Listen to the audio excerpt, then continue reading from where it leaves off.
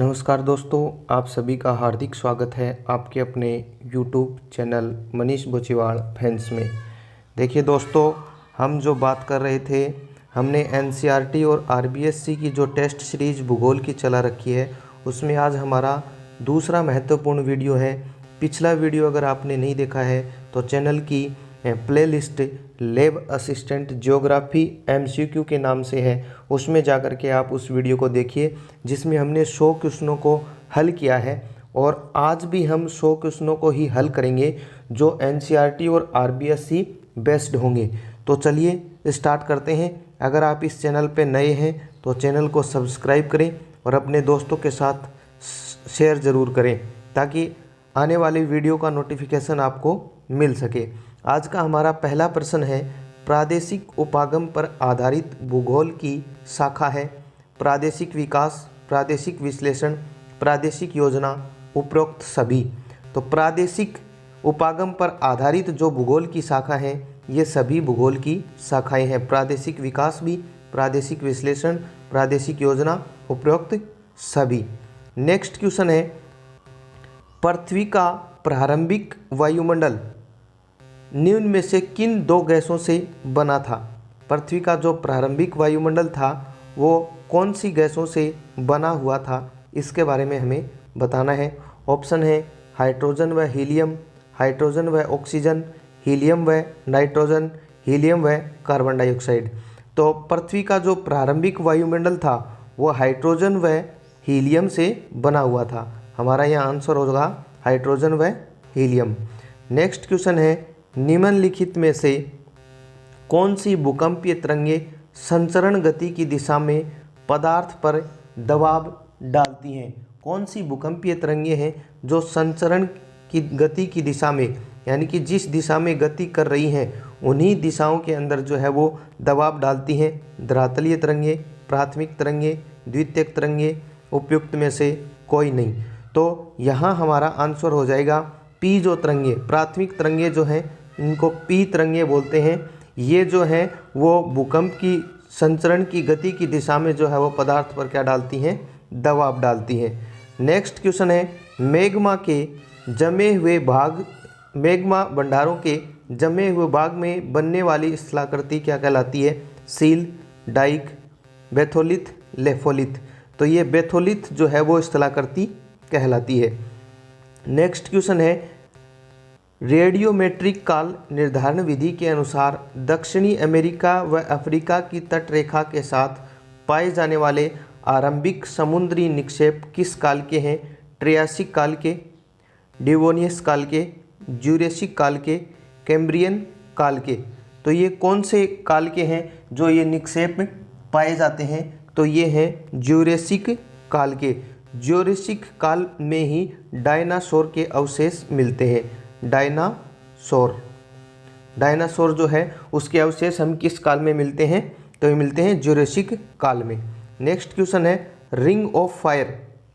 Ring of fire का संबंध किससे है?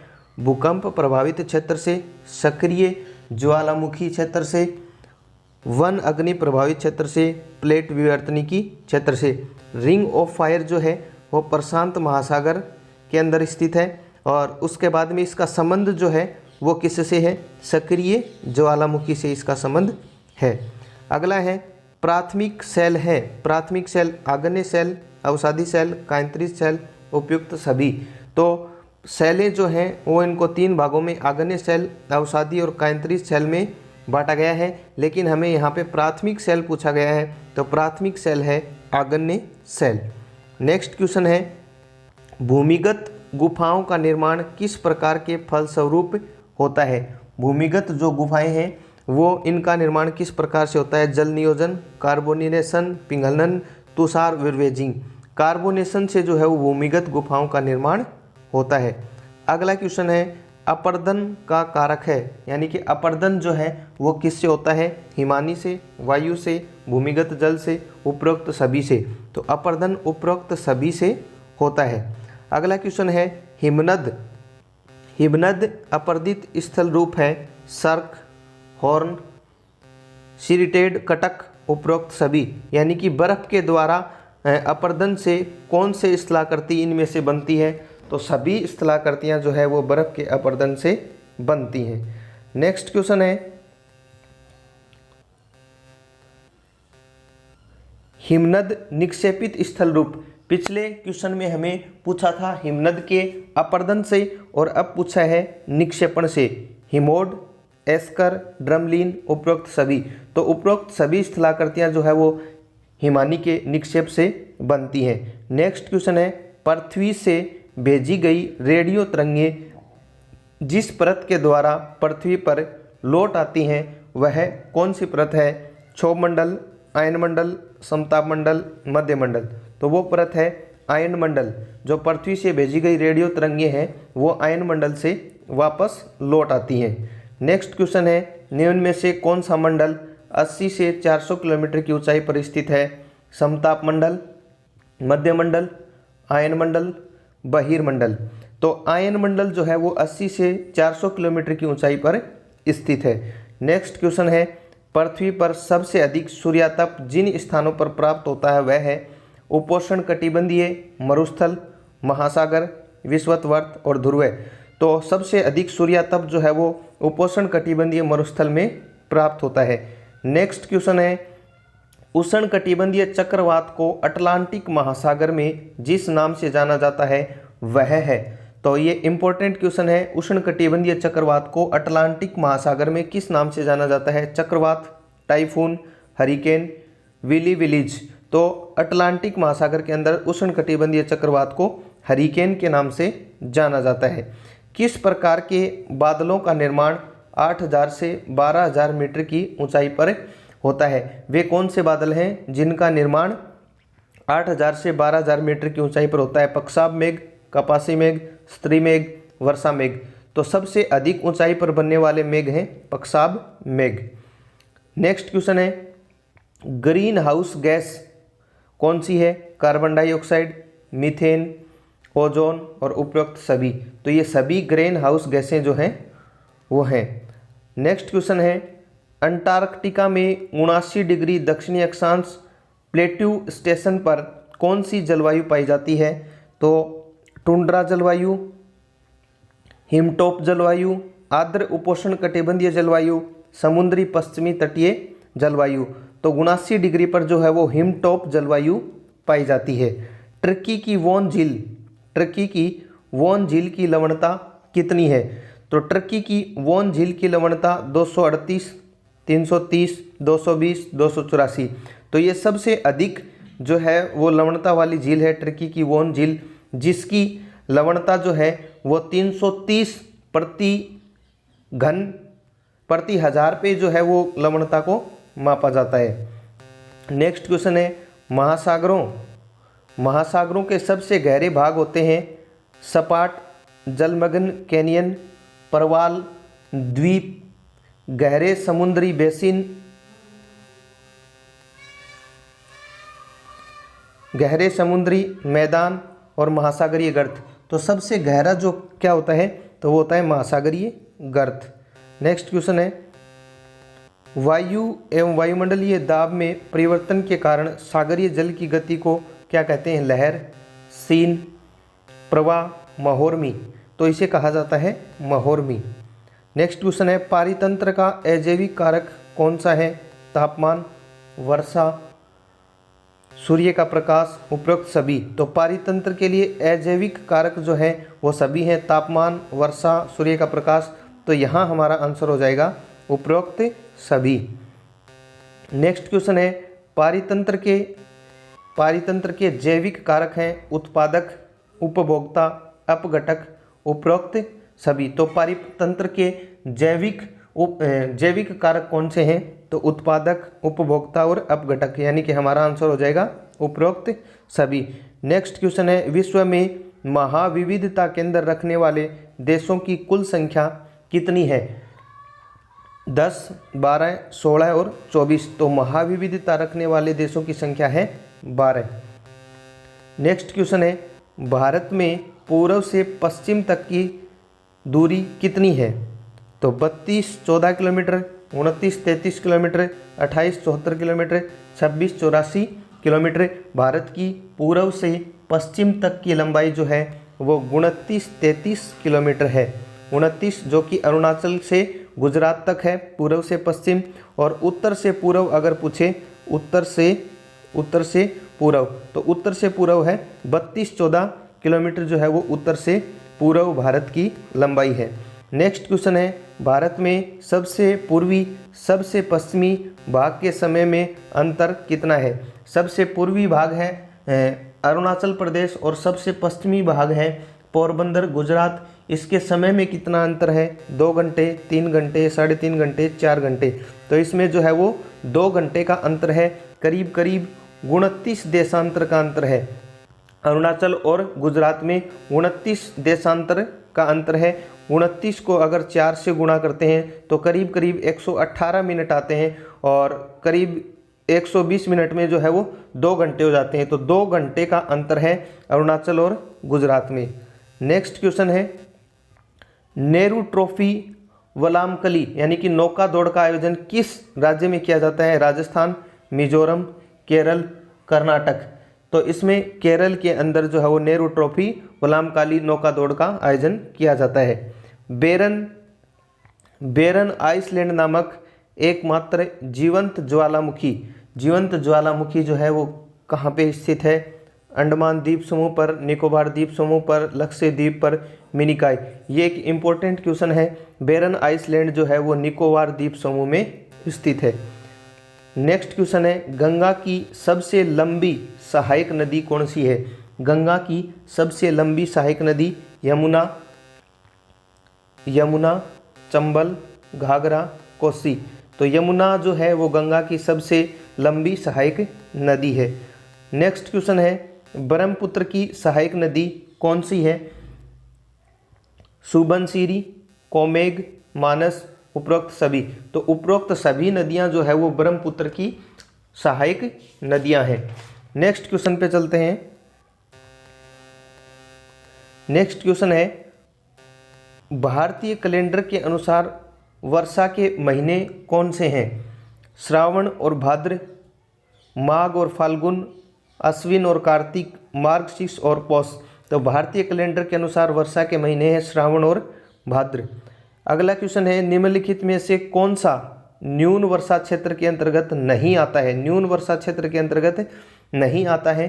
पश्चिमी घाट, हरियाणा, पंजाब और गुजरात। हरियाणा, गुजरात, पंजाब में कम वर्षा होती है, और यहाँ पे पूछा है नहीं आता है। पश्चिमी घाट जो है वो इसके अंतर्गत नहीं आता है। नेक्स्ट क्वेश्चन है, निम्न में से कौन सी संकटापन्न प्रजाति मन्नार की खाड़ी के जीवमंडल नीचे में पाई जाती है? समुद्री गाय, चीतल, भौंकने वाले मर्ग, काला भालू। तो समुद्री गाय जो है वो मन्नार की खाड़ी जीवमंडल नीचे में पाई जाती है। नेक्स्ट क्वेश्चन है, सुंदरवन जीवमंडल नीचे निम्न में से किस प्रांत में स्थित है? महाराष्ट्र, मध्य प्रदेश, गुजरात, पश्चिम बंगाल। तो सुंदरवन जीवमंडल जो है वो पश्चिम बंगाल के अंदर स्थित है। नेक्स्ट क्वेश्चन है, खादर व बांगर नामक 2 मृदाएं जिस मृदा वर्ग में सम्मिलित हैं वे हैं जलोढ़ मृदाएं, काली मृदाएं, लाल और पीली मृदाएं, शुष्क मृदाएं। तो ये हैं जलोढ़ मृदाएं। अब देखो खादर और बांगर, ये खादर और बांगर को किस प्रकार से याद करेंगे? खादर और बांगर जो है वो क्या होते हैं? तो इनको आप याद कर सकते हैं बा पू बटा में खान। यानी कि बांगर जो होती है वो पुराना जलोढ़ मैदान होता है, और खादर जो होता है वो नवीन जलोढ़ मैदान होता है। यानी कि बांगर में पुराना जलोढ़ मैदान है, यहाँ पे जो है वो नदियों का पानी अब नहीं पहुँच पाता है, लेकिन खादर जो है वो नवीन जलोढ़ मैदान है जहाँ पे वर्तमान में नदियाँ बह रही हैं। अगला क्वेश्चन है, सबसे अधिक अपूर्व, सूचनीय और विध्वंसक प्राकृतिक आपदा कौन सी है? भूकंप है, भूस्खलन है, सूखा है, बाढ़ है। तो सबसे विध्वंसक जो है वो है भूकंप। नेक्स्ट क्वेश्चन है, भारत में अति अधिक क्षति जोखिम का हिस्सा है पश्चिमी हिमाचल प्रदेश, हरियाणा का पूर्वी भाग, उत्तरी पंजाब, उत्तरी बिहार। तो सबसे क्षतिग्रस्त जोखिम वाला हिस्सा है पश्चिमी हिमाचल प्रदेश। भौतिक मानचित्र, भौतिक मानचित्र का प्रकार है उच्चावच मानचित्र, भूगर्भीय मानचित्र, जलवायु मानचित्र, उपरोक्त सभी। तो ये सभी भौतिक मानचित्र के उदाहरण हैं। माप की अंग्रेजी प्रणाली के अनुसार एक यार्ड में कितने फिट होते हैं? एक यार्ड में कितने फिट होते हैं? 9 फीट, 6 फीट, 3 फीट, 2 फीट। तो एक यार्ड में होते हैं 6 फीट। अगला क्वेश्चन है 82.5 डिग्री पूर्वी मानक समय रेखा गुजरती है रायपुर से, दिल्ली से, पंजाब से, मिर्ज़ापुर से। तो ये गुजरती है मिर्ज़ापुर से। नेक्स्ट क्वेश्चन है नर्मदा नदी घाटी का प्रदर्शित किया जाएगा। नर्मदा नदी घाटी जो है वो इसको किस प्रक्षेप पे जो है वो प्रदर्शित किया जाएगा? एक मानक अक्षांश वाले शंकु प्रक्षेप पर, एक मानक वाले, या फिर मर्केटर प्रक्षेप पर, समक्षेत्र बेलनाकार प्रक्षेप पर, इनमें से कोई नहीं। तो इसको जो है वो प्रदर्शित किया जाएगा एक मानक अक्षांश वाले शंकु प्रक्षेप पे। हमारा यहाँ आंसर हो जाएगा 1 नंबर। नेक्स्ट क्वेश्चन है विश्व में वर्षा के वितरण को मानचित्र में दर्शाने हेतु उपयुक्त है मर्केटर प्रक्षेप, बेलनाकार प्रक्षेप, एक मानक अक्षांश शंकु प्रक्षेप, 2 मानक अक्षांश शंकु प्रक्षेप। तो वर्षा के वितरण को दर्शाने के लिए कौन सा है? मर्केटर प्रक्षेप। नेक्स्ट क्वेश्चन है भारत में सबसे पहले बड़े पैमाने पर आगरा शहर का वाइव फोटो कब लिया गया? आगरा शहर का जो है वो वाइव फोटो कब लिया गया? 1920 में, 1930 में, 1956 में, 1976 में। तो ये आगरा शहर का सबसे पहले वाइव फोटोग्राफ 1920 में लिया गया था। सुदूर संवेदन उपग्रहों को लगाया जाता है लगभग 3600 किलोमीटर पर, 700 से 900 किलोमीटर पर, 1200 से 1400 किलोमीटर पर, 1600 किलोमीटर की ऊंचाई पर। तो सुदूर संवेदन जो उपग्रह हैं उनको 700 से 900 किलोमीटर की ऊंचाई पर जो है वो लगाया जाता है। अगला है भूस्थैतिक उपग्रहों की कक्षीय अवधि कितनी होती है? भूस्थैतिक जो उपग्रह होते हैं इनकी कक्षीय अवधि 12 घंटे, 24 घंटे, 48 घंटे, 72 घंटे। तो इनकी कक्षीय अवधि होती है 24 घंटे। सामान्य अवस्था में समुद्र तल पर वायुदाब होता है 1.63 किलो प्रति वर्ग सेमी, 1.1 किलो प्रति वर्ग सेमी, 1.03 किलो वर्ग प्रति सेमी, 2.03 किलो प्रति वर्ग सेमी। तो सामान्य अवस्था में समुद्र तल का जो वायुदाब होता है वो होता है 1.03 किलोमीटर प्रति वर्ग सेमी। अगला है भारतीय मौसम विभाग का मुख्यालय कहाँ स्थित है? तो कोलकाता, दिल्ली, मुंबई और चेन्नई। तो भारतीय मौसम विभाग का जो मुख्यालय है वो दिल्ली में स्थित है।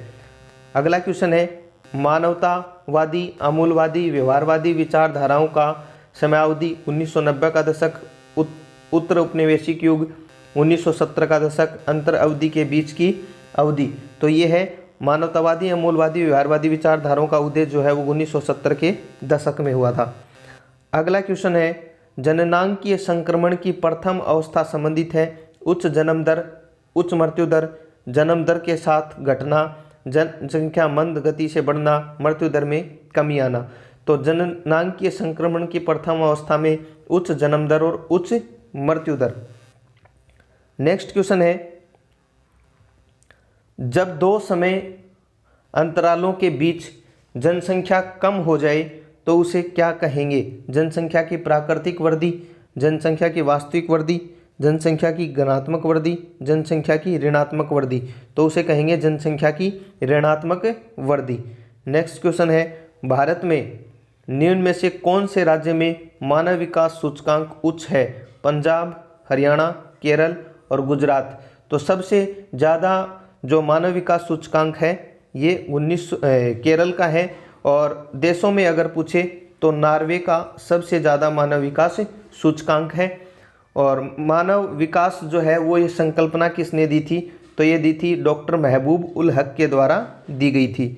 नेक्स्ट क्वेश्चन है अंगूर की कृषि जिस कृषि की विशेषता वह है मिश्रित कृषि, भूमध्य सागरीय कृषि, रोपण कृषि, विस्तृत वाणिज्य कृषि। तो ये भूमध्य सागरीय कृषि जो है वो अंगूर की कृषि की एक विशेषता है। नेक्स्ट क्वेश्चन है कोलखोज जिस प्रकार की कृषि को नाम दिया जाता है वो कौन सी है? सहकारी कृषि, उद्यान कृषि, सामूहिक कृषि, जीवन निर्वाह कृषि, तो वो है सामूहिक कृषि।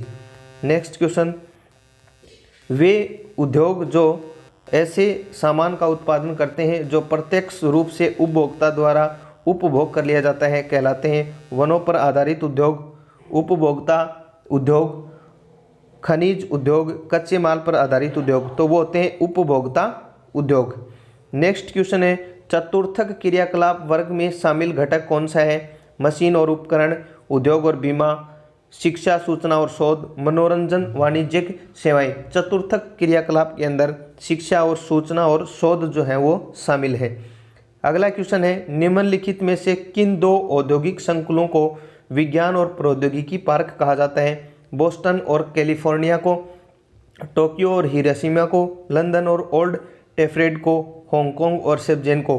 तो बोस्टन और कैलिफोर्निया को औद्योगिक संकुलों का विज्ञान कहा जाता है। नेक्स्ट क्वेश्चन है, पश्चिमी पूर्वी ऑस्ट्रेलियन राष्ट्रीय रेल मार्ग जिन स्थानों को जोड़ता है, पश्चिमी और पूर्वी, तो ये पर्थ से सिडनी, डार्विन से मेलबर्न, ब्रिस्बेन से एडिलेड, सिडनी से कलगुल्ली। तो ये पश्चिमी और पूर्वी जो है वो पर्थ को सिडनी से जोड़ता है। नेक्स्ट क्वेश्चन है, सिंगापुर एशिया के लिए जिस प्रकार का पतन है वो है बाह्य पतन, पैकेट स्टेशन, अंतर्देशीय पतन, अंतरोपोपतन। तो सिंगापुर जो है वो अंतरोपोपतन है। नेक्स्ट क्वेश्चन है, व्यापार की दृष्टि से सबसे अधिक महत्वपूर्ण है प्रशांत तट, अटलांटिक तट, कैलिफोर्निया तट, हिंद महासागर तट। तो अटलांटिक तट जो है वो व्यापार की दृष्टि से सबसे महत्वपूर्ण है। अलग अलग नगरों या शहरों के आपस में मिल जाने पर परिवर्तित विशाल नगरीय शहर जो है वो क्या कहलाता है? शहर, सन्नगर, विश्वनगरी, मिलियन सिटी। तो अलग अलग जब नगर मिलते हैं तो उसे सन्नगर कहते हैं। और सन्नगर शब्द का 1915 में सबसे पहले प्रयोग पैट्रिक गेडिज के द्वारा किया गया था। 2001 से 2011 तक भारत की दशकीय वृद्धि दर कितनी थी? 21.51%, 24.66%, 23.85%, 17.64%। तो इसकी जो दशकीय वृद्धि थी वो 17.64% थी। नेक्स्ट क्वेश्चन है, भारत में किस राज्य में सर्वाधिक अप्रवासी हैं? दिल्ली, बिहार, कर्नाटक और महाराष्ट्र। सबसे ज़्यादा अप्रवासी जो हैं वो है महाराष्ट्र में। नेक्स्ट क्वेश्चन है, व्यक्तिगत मितव्यता, सामाजिक धन की न्यासधारिता और अहिंसा एक व्यक्ति और एक राष्ट्र के जीवन में उच्च स्तर लक्ष्य प्राप्त करने की कुंजी है। यह विचार किसका है? गांधी, नेहरू जी, राजेंद्र प्रसाद, लाल बहादुर शास्त्री। तो ये विचार जो है वो गांधी जी का था। नेक्स्ट क्वेश्चन है, जनसंख्या के आधार पर नगरों को कितने वर्गों में विभाजित किया गया है? 6 वर्ग, 11 वर्ग, 3 वर्ग और 8 वर्ग। तो जनसंख्या के आधार पर जो है वो 6 वर्ग के अंदर विभाजित किया गया है। चावल एक फसल है, उष्णकटिबंधीय फसल, उष्ण आर्द्र कटिबंधीय फसल, शीतोष्ण कटिबंधीय फसल, उप आर्द्र फसल। तो चावल जो है वह एक उष्ण आर्द्र कटिबंधीय फसल है। भारत में चाय की खेती, इंपॉर्टेंट क्वेश्चन है, सर्वप्रथम कहाँ की गई? असम की ब्रह्मपुत्र घाटियों में, दार्जिलिंग में, नीलगिरी की पहाड़ियों में, जलाईगुड़ी की पहाड़ियों में। तो असम की ब्रह्मपुत्र घाटी के अंदर जो है वो सबसे पहले चाय की खेती की गई। नेक्स्ट क्वेश्चन है, अरवारी पानी संसद कार्यक्रम राजस्थान के किस क्षेत्र में चलाया जाता है? जयपुर, जोधपुर और चूरू और अलवर। तो ये अरवारी जो पानी संसद है ये अलवर के अंदर चलाया जाता है। अगला है, देश में gas authority of India limited, gas authority India limited की स्थापना जो है वो कब की गई? 1956 में, 1973 में, 1982 में, 1984 में। तो गैस अथॉरिटी ऑफ इंडिया की स्थापना 1984 के अंदर की गई। सर्वाधिक सूती वस्त्र मिलें कहाँ स्थित हैं? तमिलनाडु, महाराष्ट्र, गुजरात, पश्चिम बंगाल। तो सर्वाधिक सूती वस्त्र की मिलें जो हैं वो तमिलनाडु के अंदर स्थित है। नेक्स्ट क्वेश्चन है, सामुदायिक विकास कार्यक्रम किस पंचवर्षीय योजना में शुरू हुआ? 10वीं पंचवर्षीय योजना, 7वीं पंचवर्षीय योजना, तीसरी पंचवर्षीय योजना और प्रथम पंचवर्षीय योजना। सामुदायिक विकास कार्यक्रम जो है वो किस पंचवर्षीय योजना के अंदर शुरू हुआ था? तो सामुदायिक ये हुआ था प्रथम पंचवर्षीय योजना के अंदर, प्रथम पंचवर्षीय योजना में। नेक्स्ट क्वेश्चन है, देश में सर्वप्रथम टीवी का प्रसारण कब हुआ? 1923 में, 1936 में, 1959 में, 1972 में। तो सबसे पहले टीवी का प्रसारण हुआ था 1959 में। भारत का सबसे बड़ा समुद्री पतन कौन सा है? कांडला पतन, तूतीकोरन पतन, कोलकाता पतन, मुंबई पतन। तो भारत का सबसे बड़ा समुद्री पतन है मुंबई पतन। नेक्स्ट क्वेश्चन है, धरातलीय जल में उर्वरक किस तत्व की मात्रा के बढ़ने से है? धरातलीय जल में अगर उर्वरक है वो किस तत्व की मात्रा बढ़ा देते हैं? क्लोरीन की मात्रा, नाइट्रेट की मात्रा, अमोनिया और सल्फर। तो ये नाइट्रेट की मात्रा को जो है वो बढ़ा देते हैं। अगला क्वेश्चन है, श्रृंखला श्रेणी में मदों और व्यक्तियों की संख्या क्या कहलाती है? आंकड़े, आवर्ती, संचयी आवर्ती, वर्ग, अंतराल। तो ये कहलाती है आवर्ती। नेक्स्ट क्वेश्चन है, समूह अथवा वर्ग बनाने के लिए सामान्यतः किस विधि का प्रयोग किया जाता है? मिलान चिन्ह विधि, अपवर्ती विधि, समावेशी विधि, 2 और 3 विधि। तो 2 अपवर्ती विधि और समावेशी विधियों का जो है वो समूह बनाने के लिए उपयोग में लिया जाता है। नेक्स्ट क्वेश्चन है, निम्नलिखित में से कौन सा माप वास्तविक मूल्यों से स्वतंत्र होता है? तो बहुलक,